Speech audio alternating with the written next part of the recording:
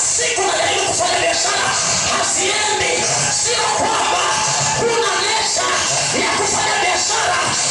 Wewe ni mtu mwenye matunda unaopigwa mawe kwa jina la Yesu. Usikubali shetani akuparue. Sinaongea. Bwana Yesu sasa. Bwana Yesu sasa. Mtu mwenye matunda unaopigwa mawe. Ndio maana nikwambia sema nikupe mfano usema na malizia na ukafanya tathmini. Sio wote wenye tabia nzuri waliokaa kwenye ndoa. Naongea na Mungu.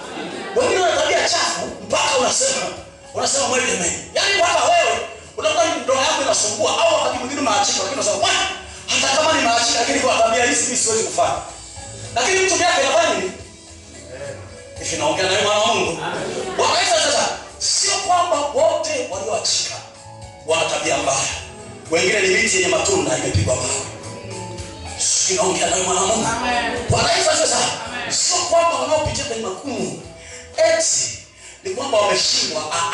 Wengine ni miti yenye matunda imepigwa mawe. Bahati mbaya na wenyewe walipokuwa wameambiwa na wanadamu wakakata tamaa, wakavunjika moyo. Nikwambie jioni ya leo, wewe ni mtu mwenye matunda, lazima upige mawe. Na hata hivyo wanasema Waswahili, unapopigwa mawe wewe usirudishe mawe, yakusanye mawe, jengea msingi kwa ajili ya nyumba yako kwa jina la Yesu. Haleluya!